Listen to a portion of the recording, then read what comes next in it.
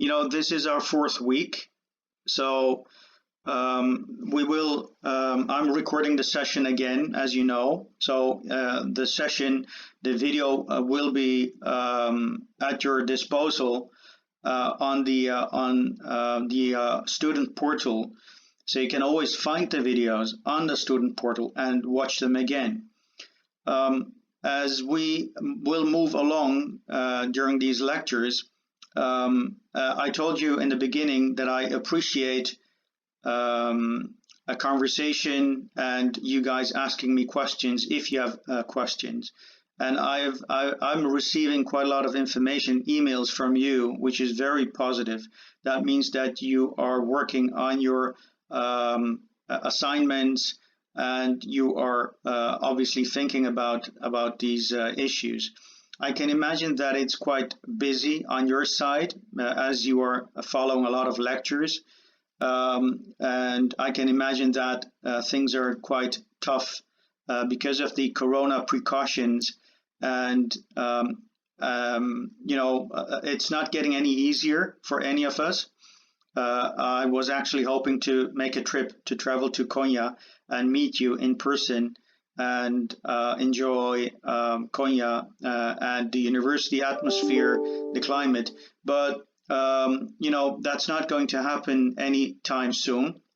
So we all have to deal with these corona. I can imagine that you're having a tough time. So, in Turkish time, we're starting 11:40. So in the Netherlands, it's right now 9:42. So we differ 2 hours. And I had asked you to read chapters 4 and 5, and today we will be looking into chapter 4. Which is called Society, Culture, and Change. So if you have any questions, again, please put them in the chat section. I follow them and I will try to answer your questions as I go along.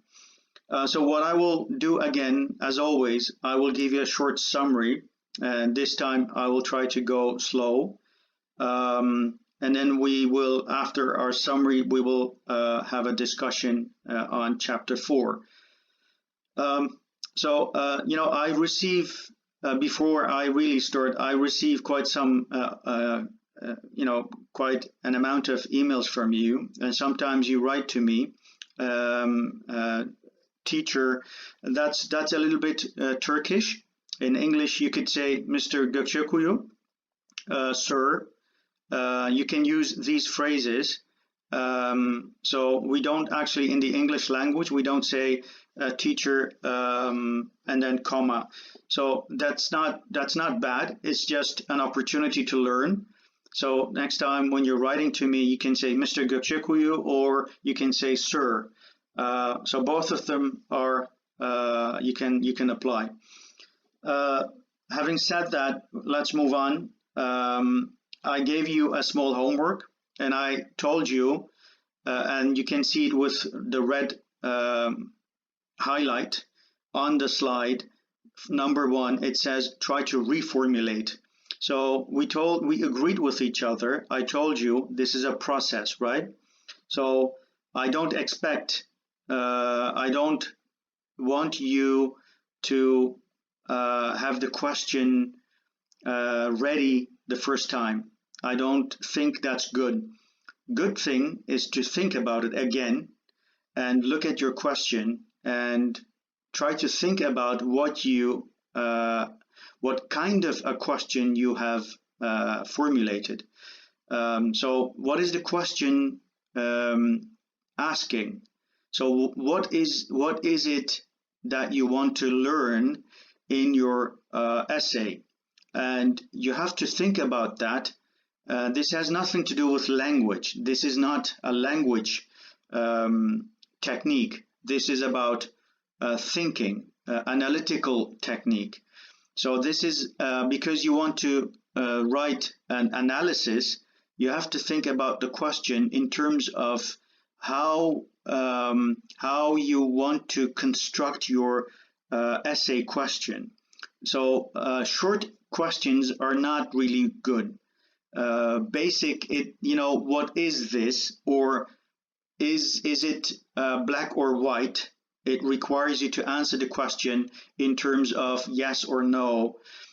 Sometimes you choose topics that are besides politics and society.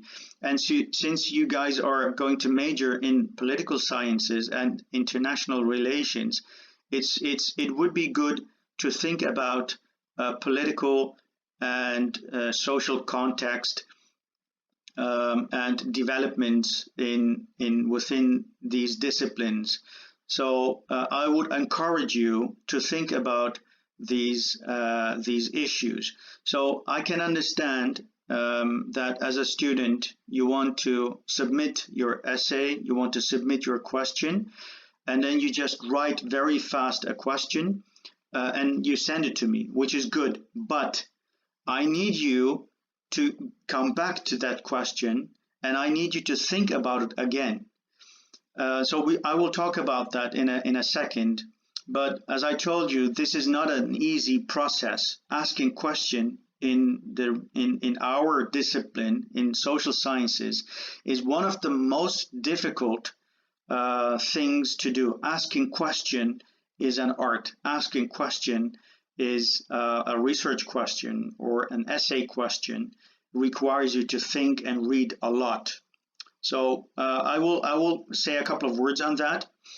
And I had also asked you to collect relevant data. You did that. I'm very happy with that. You've sent me a lot of mails, which is good. I'm happy. So that's positive. You have sent me the screenshots. You have downloaded Zotero, and some of you told me that you liked the video because you can follow it step by step. So if you require new videos, for example, let me know if you want me to make extra video for you. I can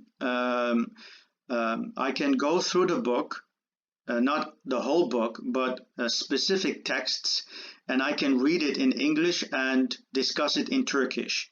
So I cannot do that here, but I can make videos of that nature, maybe 5 minutes, maybe 10 minutes, and then I just read the passage, the paragraph, and I will discuss it in Turkish and make videos. If you want that, let me know here down in the sohbet, in the chat part of this software. So I need you to answer that question. If you don't want it, let me know. No, not necessary. If you think, yes, it's interesting, I will send you to your email a link on YouTube that I make videos for you. So sometimes I have the impression, very good. So sometimes I have the impression that I go too fast for you. Sometimes I have the impression that you might have difficulties with reading the text. So I could do that, but you have to let me know, okay?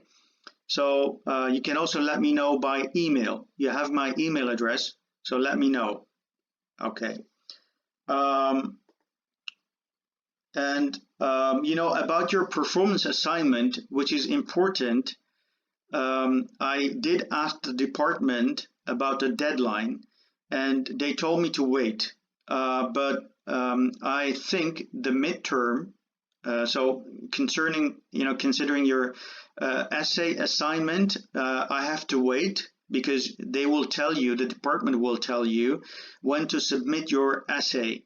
And the midterm exam is, as far as I have learned, will be somewhere between, so this is our 4th week, somewhere between week 5 and week 7. So that will be next week and the 2 weeks after that.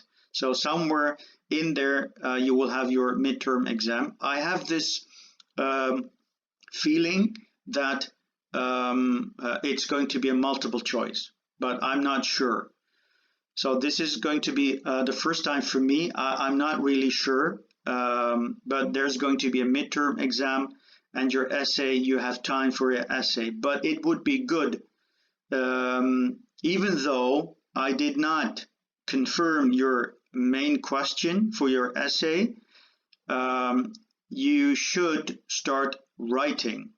You should start writing and collecting information through Zotero. Okay, guys? So, but obviously, as soon as I know more about these questions, I will let you know. So, just to summarize, writing is a process. All my students here in the Netherlands think, I will start writing and I will get it right the first time. 9 out of 10 students think like that, but it doesn't work like that. So even though you want to start writing and get it right the first time, most students, they write their essays the last 2 days. It doesn't work like that. And if you want to be very successful at the university, you have to take your time and you must make a planning. You have to have a schedule, a takvim, right? So you have to make a schedule for yourself and say every day, Monday till Sunday, you work on your essay half an hour every day. So you won't get it right the first time. You won't get your question right the first time, but you won't get your essay right the first time either, because you have to get the structure right of your essay. The structure of your essay must be consistent. It must be related. It must be in harmony with the analytical question that you're asking before you start to write your essay. So there must be a good relationship and information, not really your ideas, but your analysis of the information that you collect from other scholars, and you have to merge them and you have to mold that into an essay in a logical way. So that's what I expect you to do. So that means you have to read. If you don't read, you cannot fine-tune your question. If you don't read extra, you're not going to be able to get your question sharp, a good question. You have to really read about your topic and the theme. So guys, it means reading and then writing, and then you must read your own writing. So that's rereading, right? So and then comes collecting information, reading that information, analyzing that information, and putting that information into your essay, and then read it again. Read your essay yourself again, and then make adjustments. That's how this process goes. Read, reread, write, rewrite. Again, again, and again. Okay? And that takes 4 weeks, maybe 3 weeks, 4 weeks, and you will get your essay right. And the right format for an essay is paragraph, paragraph, heading, paragraph, paragraph, heading, etc., etc. So there is a structure. Okay. And then obviously when the time comes, sure, Ashraf, let me see your question. The sources which I downloaded weren't in PDF, they were shown in short form. Exactly, Ashraf. So this is a conundrum. That's a very good question, because Zotero is only for collecting citations, sources, and it doesn't download PDFs. See, your university should be member of databases like JSTOR, like Springer. One of them, one of the most accessible databases is Google Scholar. On Google Scholar, there are PDFs, but not always. So the articles that you need to find, you can access by way of membership of your university, and your university has to take a subscription of databases such as JSTOR, such as Springer, and others. There are hundreds of them, serious databases where you can download for free those articles. And obviously your university has a library where you can find the classic books and you can borrow these books. So this is how it goes. I must admit that there are other ways. It requires you to be inventive. You can ask people whether they could borrow you a copy of their article or book, etc. So, but your university is a research university. It's a very serious, it's a state university, and it should have multiple subscriptions. Please check the library systems of your university to be able to download those PDFs and books, etc.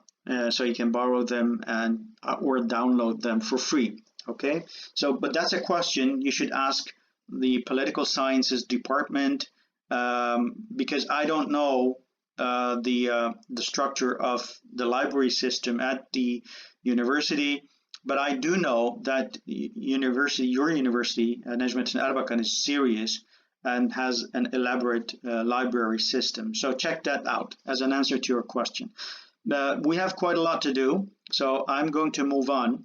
We might not be able to finish everything today, but I'm going to take you slowly because most of you asked me to go slow. So I'm going to take you through the summary and the information slowly by discussing and by debating.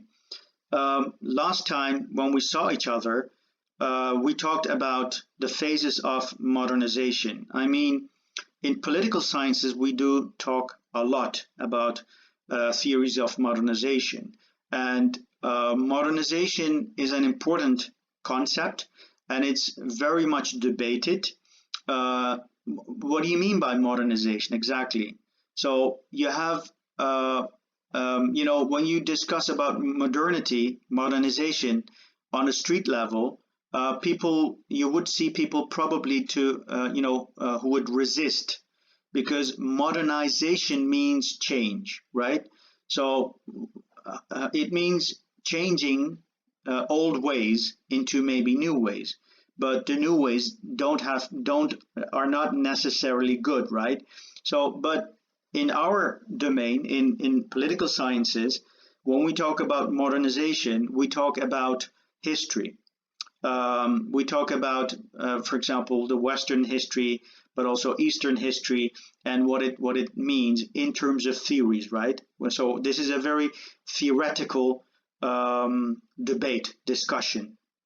So we talked about the phases, and I ask you to pay attention to Industrial Revolution, 1750. We started with the Middle Ages, but I'm not going to go that far back in history. So, when we focus on social change, Industrial Revolution would be, in relation to modernization, would be a good point to look at in history. So when you look at the Industrial Revolution, 1750, it kind of started in the United Kingdom. And the United Kingdom was for a long time the only advanced, modernized nation in terms of industry. So that meant the shift from agrarian, agricultural way of economy into mercantilist way of economy. And the Industrial Revolution also was in the city life, in big cities or towns, and people from the agrarian agricultural economy migrated. Migration is important for modernization. They started to migrate into towns and cities. So towns grew, but the living standards changed as well. So Industrial Revolution brought about a social change in cities. And it could be good, but it could also be bad. So this social change meant for people to become from farmers to working class to factory workers.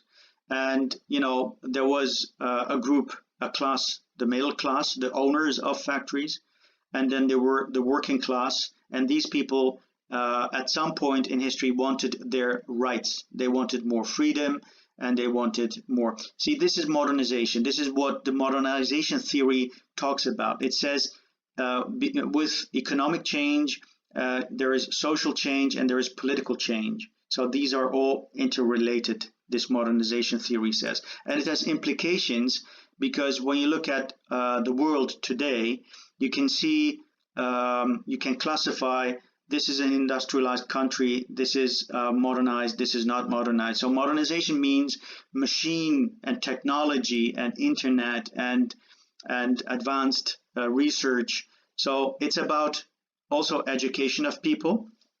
The more people, if you want farmers to be able to work in factories, they need to go to school, be educated. And if you have educated people like yourself, you will think, hey, I need money, I need job, I need insurance, I need a house, I need. So if when you have education, when you live in a city, you start thinking in these terms. So we're talking about culture, we're talking about social change, and this brought about in 1789, after 40 years, the French Revolution, and people started to really change. So you see, modernization theory includes the relationship between economy and politics. So there is economy, but there is material change and there is non-material change. So this is what we talked about last time. And sometimes with modernization countries, states, there are small states, there are big states. And you see, for example, United Kingdom started to modernize economically, industrialize very fast, the first state actually, and it meant that United Kingdom started to make wars, compete for more profit, for more gold, for more metals, valuable metals, coffee, tea, etc. So it became a colonial power. It became a global power. So what happened? United Kingdom started to become, in time, less powerful. Why? Because other states started to modernize as well. Other states started to become economically strong as well, and they started to work efficiently. Because if you want to become an industrial power, you need to be able to organize, right? If you don't have that organizational structure in your country, someone has to organize that people have jobs, right? And if you want to be an industrial, strong, advanced country, people should have jobs. It means if most people in the country have jobs, employment, there is production. If there is production, the country can sell these products to the outside, and they can use it in a domestic sense as well. So, but someone has to organize this. So you need politicians, bureaucracy, who can organize, make rules and norms and values for people to go to schools, graduate from schools, and go into a production process. And this must be efficient. For example, there is a theory. This is a book written in 1960s, if I'm not wrong, 57, by Organsky. I wrote also an article about this in DS Journal in Turkish. And this theory, this scholar wrote a prediction during the 60s. And he said, if China has the biggest population, if China can efficiently use this workforce during 2030, 40, 50s, it will become the only global power in the world. So this is modernization talk. So if you understand the theory, you can also make predictions, right? So this is very interesting. So there is a relationship between economy and politics, and that's what we call the modernization theory. But it also has influence on society, culture, and cultural change, right? So we're also going to talk today and next week about why culture, why are we talking about culture, why is culture in a country important, and what are the elements of culture. So if you have read chapter 4, you must know what we mean by culture, what we mean by elements of culture. So this is what we will be talking about today. there are some theories of cultural change. I'm going to talk about that. And then there are factors causing cultural change, and there are elements that stabilize culture. So we will have a debate on that. There is also a cultural lag theory, and there are limitations. We will be talking about that, and then we will talk about the doctrine of cultural relativism. Having said that,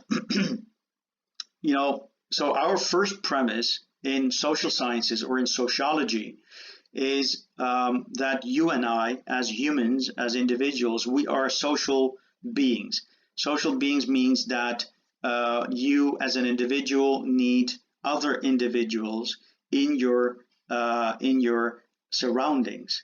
We cannot, and that's why we say you cannot understand the nature of a society independently of the social environment, because when you put all these individuals, persons together in a group, and you live together in a bigger society, like cities, like towns or villages, there is a social environment. So the environment they live in is also very, very social, because we need to talk, we need to communicate, we use language, we see people, we compare ourselves to other people, we think in abstract terms. No other creature can think in abstract terms. The human being has these needs, and the human being also has the need to be a member of a group. I mean, this is our assumptions, and it's very big. I mean, this is a very important premise. So if you want to, as a researcher, as an academician, if you want to understand the role of human being, you should look at the human being. You should look at the society, and you should look at the individual as an actor, how the individual is, and what connects this individual to other individuals. So when you look at a pattern, the total pattern between all individuals in a society, what holds this society together, which norms and values. So there is a definition of culture in your book, and it says culture is the total pattern of human behavior, the total complete pattern of human behavior and its product, embodied, shaped in form of thinking, thought, speech, action, behavior, artifacts, products, maybe paintings, also music. It is the way of thinking. It's the way we think and do. And this is important. This could be an exam question for you. And it's passed on. So culture must be passed on from one generation to another generation. So you have many generations in the last 100 years. And in this 100 years, you can follow the culture. So it's shared, right? So there's a shared common language. For example, I was born in the Netherlands. My parents are Turkish. I'm Turkish, but I live in the Netherlands. I was born in the Netherlands, so it makes me Turkish Dutch. And it's weird. As a Turkish person, I can read a text written in 1600 in the Netherlands in Dutch. So it's very interesting, isn't it? So the language was the same, the text was the same 400 years ago, and today it's still shared. So it's culture, right? So there is a shared language, and there are shared norms. Norms are the things that we believe are normal in society. So if I think that saying hi to someone is normal on the street, to my neighbor, and my neighbor thinks it's normal, so that's a norm. Okay. And then you have values. Values are like, you cannot kill a person, you cannot steal something, which is norms can change. Like mode, like clothing. Today blue might be in, but tomorrow red could be. So it's a norm that we agree with each other, but values don't change, right? So from the beginning on of humanity, it's bad to kill people. I mean, stealing is not justice. So we believe in justice and equality and all these values. So, but in culture, in this definition, I need you to remember that we also transmit culture, norms, and values, everything. So, the thinking, speech, ideas, belief, religion, behavior are all passed from mother, father to children. And when these children grow up to be adults, they pass it on to their own children. And when a culture changes, it's a very slow process. So cultural doesn't really change like that. It takes a lot of time to change. It's a slow process. I will tell you why. So remember this definition. We're looking at patterns, and as a social scientist, that's why we ask an essay question. What are the social? So we think about the attitudes, perceptions, and behavior of people who we study. We study the human being. We study, you as a politician, you could study a leader, a president, or a political figure, or political systems. And so we also look at, how all these things come together. So we try to understand that. But remember this definition, it must be passed on. And it is shared, okay? And so there is, as I said, a couple of minutes ago, we're also as researchers, social scientists. You are one of them. You're interested in attitude, davranış, or tavır, right? So attitude and belief. Belief is what do I believe in? So you look at attitudes and beliefs, and these motivate. You have ideas, you have an attitude. Because of your ideas, you have an identity. You have an identity, who you are, and you have an idea, and you have a belief, and these cause behavior. So as a social scientist, when you study, what do you look at? We look at the behavior. A person does something. A person does something bad, out of the norm. Why?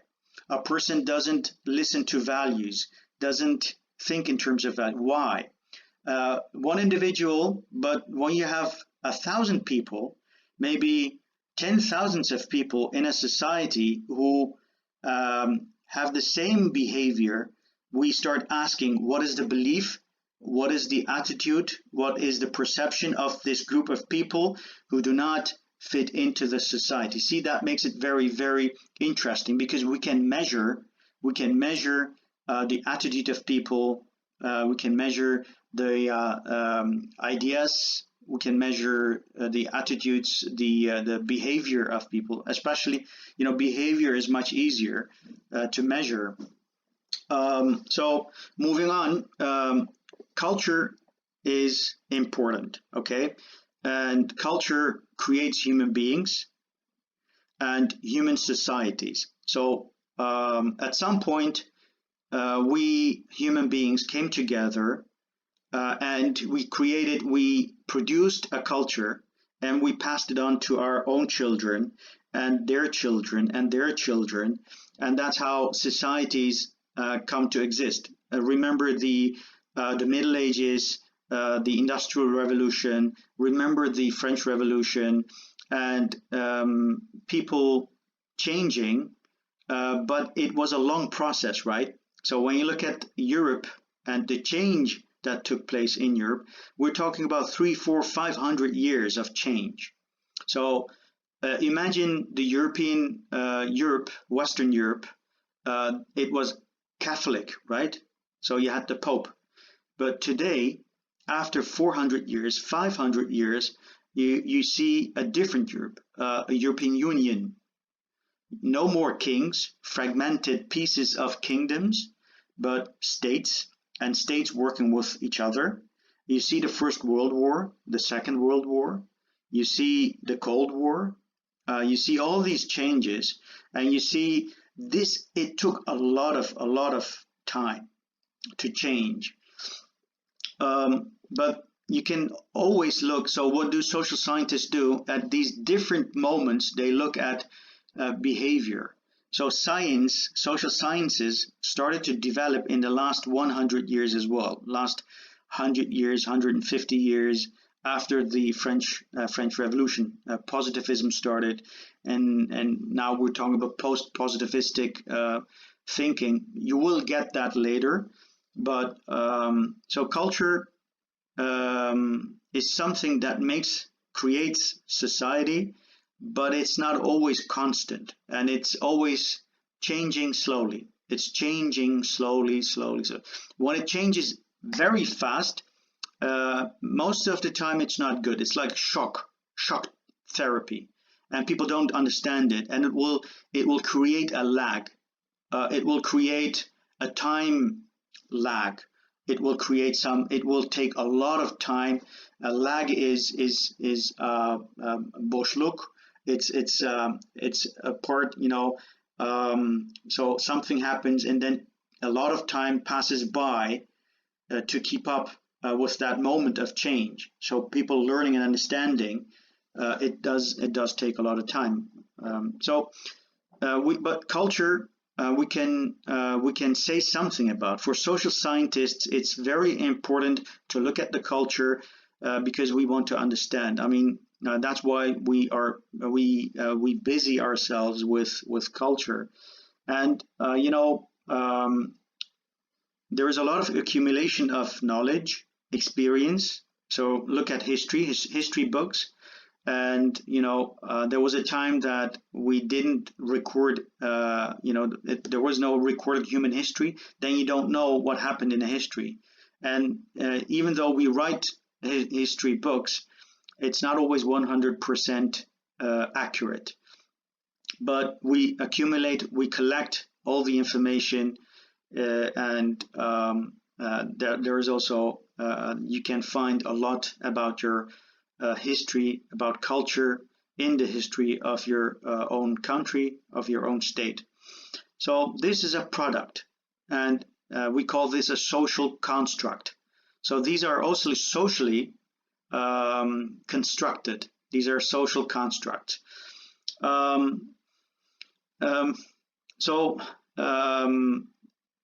told you about the cultural evolution. I need you to remember this concept, this phrase, and this is a concept given to this gradual. Gradual means slow. Accumulative, so it heaps up. So there is one book, two books, three books. It keeps on growing in quantity. It's accumulative. Look at the information knowledge that we have today. The internet is full of so much information. It's unbelievable. So it grows exponentially, knowledge, but we accumulate them and we try to understand what's happening, and it helps us to understand. So any modern culture, when you talk about modern cultures, this would be one of the important factors, and that it's slow, and it's accumulative, and it's not because one individual. So if one individual does it, it's not good, because it means that it could be an authoritarian ruler, a king maybe, who imposes on the people, and people won't understand it, and they will resist. And so we are looking at big numbers of people who share something new and they embrace it. For example, one example would be the Nazi Germany.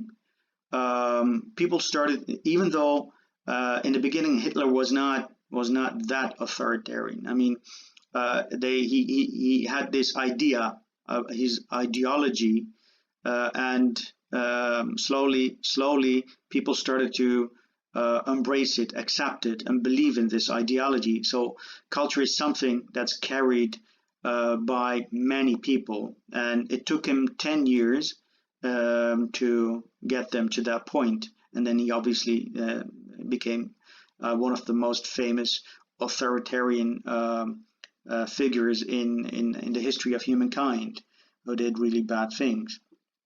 Let's move on to the next slide. Another element, another important factor is that you learn cultural things. If you're new, for example, to the Turkish society, I can imagine maybe you're an exchange student and you're in Turkey.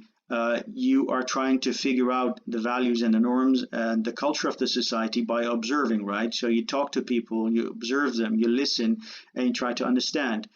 Maybe some of you have come to Europe, maybe to Germany, Netherlands, United Kingdom, and then you talk to people, you listen to them, and you learn, right? So we learn by association with other human beings. So we look at others in the society, and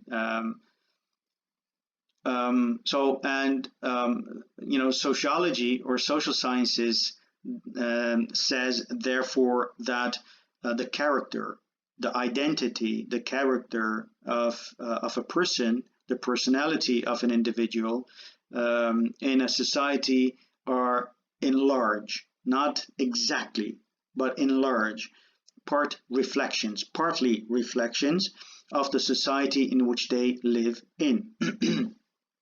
And that's how we acquire knowledge. So you get some knowledge from me, you get some knowledge from your other teachers, you have some knowledge from your parents, you learn some from your friends, but as we go in life on daily basis, we keep on learning, we ask questions, and that's how we accumulate, gather knowledge. Our skills, the things we do, writing, reading, thinking, maybe you're skilled in an art, drawing, a painting, etc. Various things, for example, using the computer, software, programming, whatever. So, but also customs, right? So in the Turkish community, I know that for Dutch people, it's very weird when a Turkish older person comes in. When I meet with an older Turkish person, you kiss by custom the hand of the elderly, of the old person.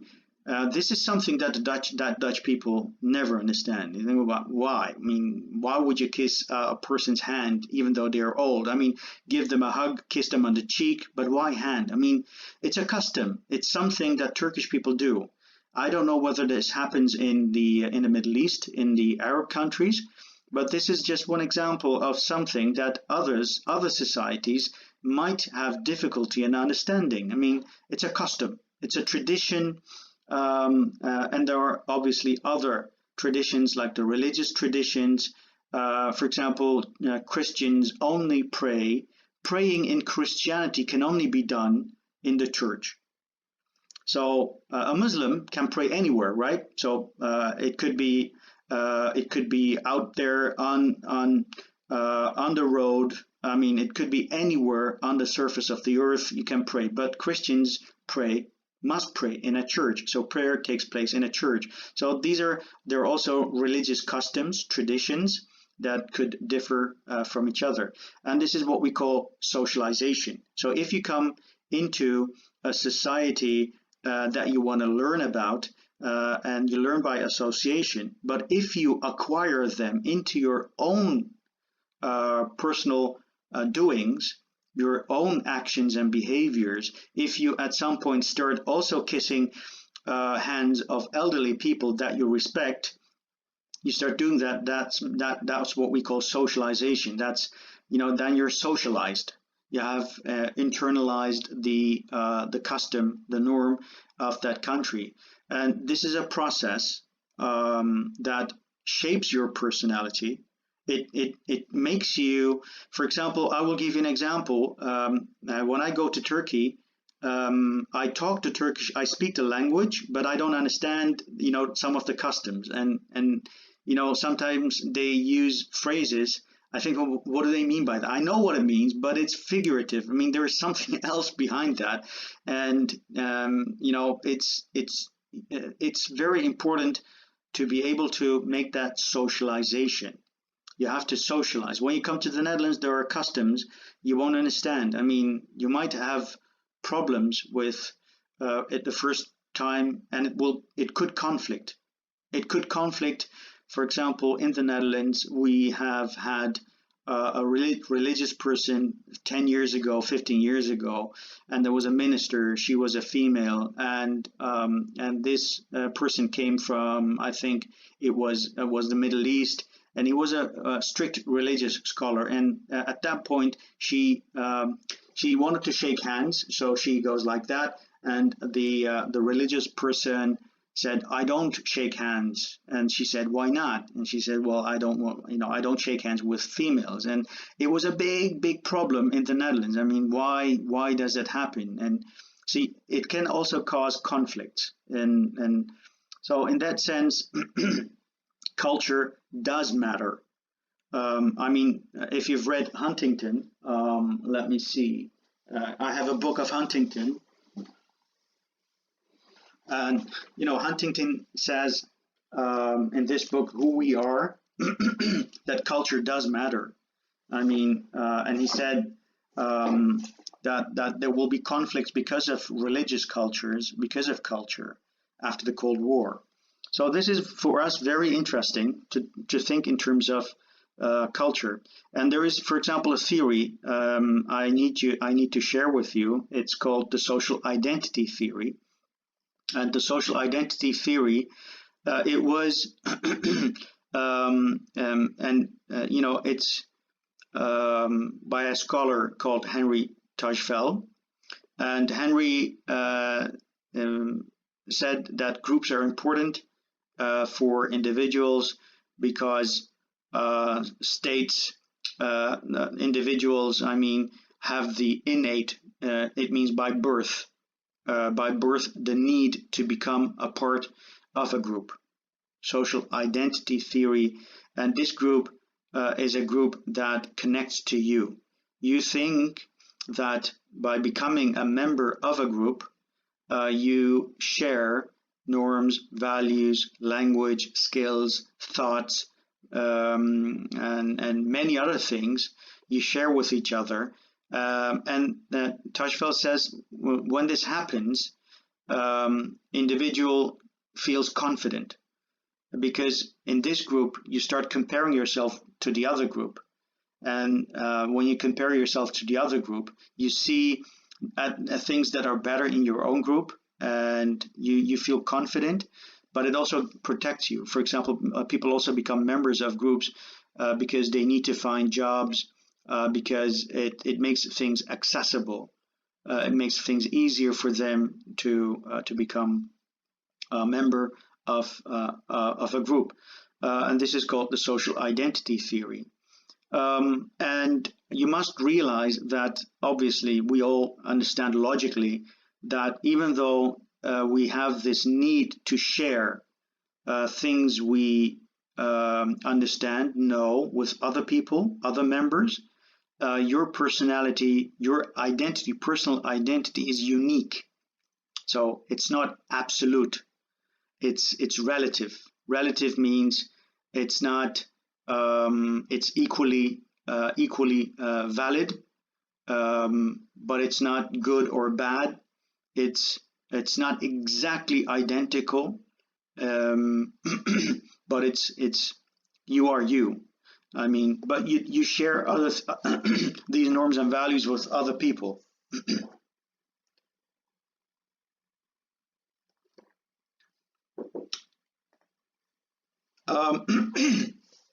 And then we get in your book to the part that they talk about multicultural societies, and versus the monocultural society.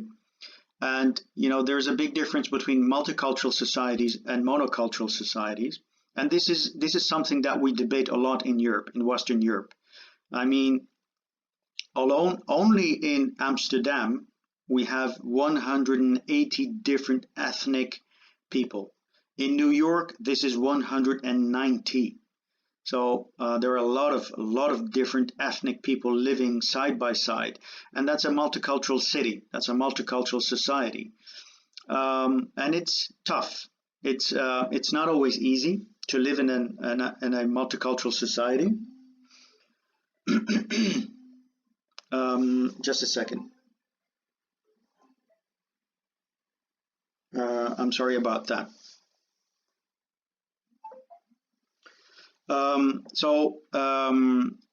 It's not always easy to live in a multicultural society, but multiculturalism is a phenomenon of the last 100 years. Remember, we talked about the Industrial Revolution and the migration from villages to the cities. And sometimes in the same country, there are different ethnic people moving into bigger cities. You could see even though they're in the same country, that there could be difficulties in terms of multicultural society. And then imagine, especially in the last 100 years, because of wars, because of conflicts in the Middle East, elsewhere, people started to migrate from war zones to other countries, creating multicultural societies. So multiculturalism emphasizes that in a society there are ethnically different people living side by side, and they create subcultures. So they have their own neighborhoods, they have their own schools, maybe own church, own mosque, living side by side. And sometimes these subcultures do communicate with each other, and sometimes they don't. And this has developed a somewhat different approach, meaning specifically the term was used in 1980s as a way to emphasize that most university curricula reflected it. So this is a debate between Eurocentrism and multiculturalism. Eurocentrism versus multiculturalism. So if you think of a multicultural country, United States would be a good example. If you think of a multicultural society today, Western Europe could be a good example. But now you have the debate between ethnocentrism and multiculturalism, because since 1960s, 70s, 80s, and 90s, when the labor migrants came to the Western European part to work, after this migration for industrial reasons, for economic reasons, this has caused a lot of problems, social change for people living here, natives, as well as people like my father, for example, who came during the 60s, and me being born here. So now today, imagine that we have populistic, ethnocentric political parties in the Netherlands, in Germany, in Sweden, in Scandinavia, in Austria, almost Italy, Spain, in almost all European countries, there is a populist, extreme right political party because of the effects, social change that occurred because of the multicultural society. So what does this mean to the unified, strong European Union? Well, it makes it crack. Because these political parties, extremist or populist political parties, they don't want a unified European Union, because the European Union makes it easier for other people to come, they say. So now you have a debate, and just yesterday we had conflicts, people killing each other on the streets, unnecessary violence, etc. So conflict is one part of this whole multicultural society thinking. We could revisit this next week. I could send you a couple of articles if you're interested. If you want to read a little bit more about the multicultural society, just let me know. For example, this is something from your book, and this is usually how I read a book. So I start with the most important points and I circle them. Conflict, and then you see with cultural clash, adjusting slowly to pluralism, and you can keep on going like that until the end of the text.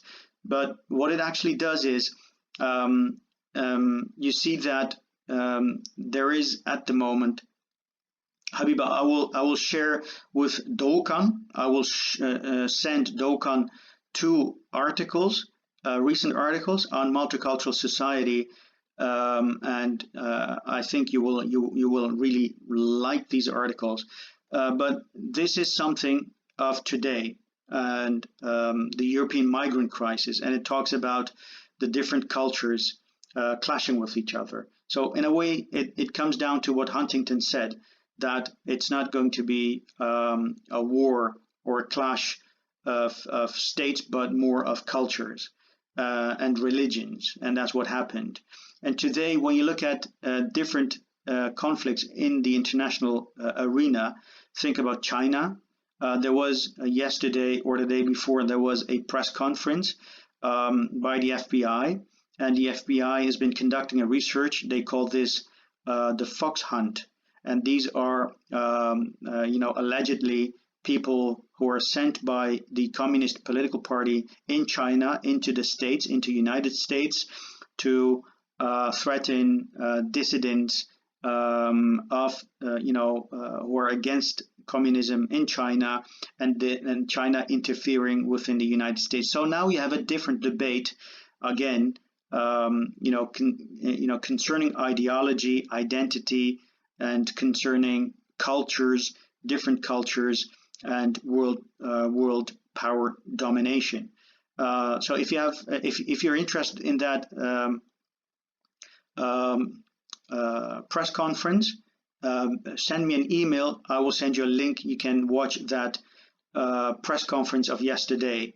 So this is all related to our topic, our theme, and as far as I can see, it's almost 10:40. I have a lot more slides, but this time I chose not to go very fast because you asked me not to go too fast. So I'm going to stop at this moment. We made an introduction to Chapter 4, Culture, Society, and Social Change. And I need you to read that chapter very well. And I would be very happy if today it was slow enough for you. I didn't go too fast, and I did not do a lot today, but we hammered out some of the points that we discussed in the last lecture. So I need you to let me know if this was okay in speed and content. Let me know.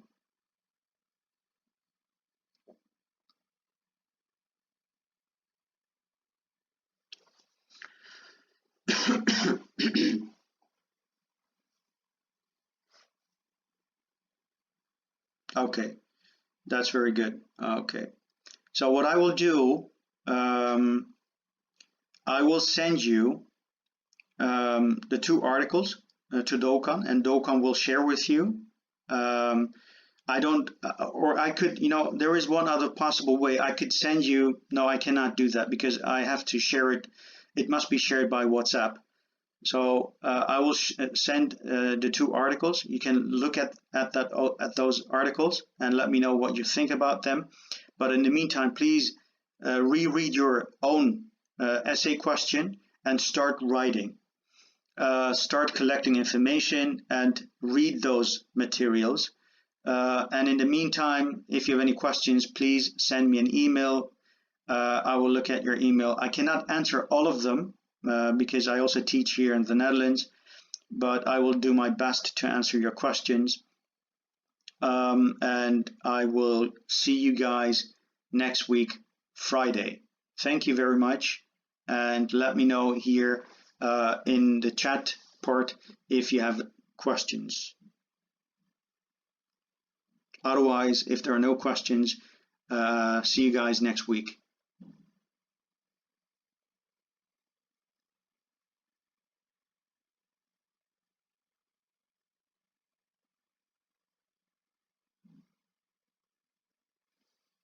You too.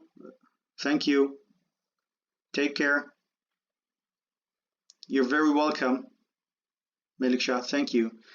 And let me know by email if you want me to read parts of the book, and I will go through the English, and then I will translate them and talk about them a little bit with my bad Turkish. So my Turkish is not very good, but if you need them, let me know by email, okay?